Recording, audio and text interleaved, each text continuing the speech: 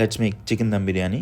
దీనికి 1 kg chicken తెచ్చుకోండి. దమ్ బిర్యానీ కంటే వాళ్ళే కట్ చేస్తారు పీసులు. లెగ్, చెస్ట్ నీట్గా కడుక్కొని ఆయిల్, జింజర్ గార్లిక్ పేస్ట్, కొత్తిమీర, పుదీనా, లెమన్, ఫ్రైడ్ ఆనియన్స్, కారం, పసుపు, coriander powder, garam masala, salt ఇవన్నీ వేసుకొని ఫస్ట్ టైం మిక్స్ చేసుకోవాలన్నమాట. నీట్గా మిక్స్ చేసుకున్న తర్వాత కర్డ్, చెక్క, లవంగాలు వేసి నీట్గా మ్యారినేట్ చేసుకోండి.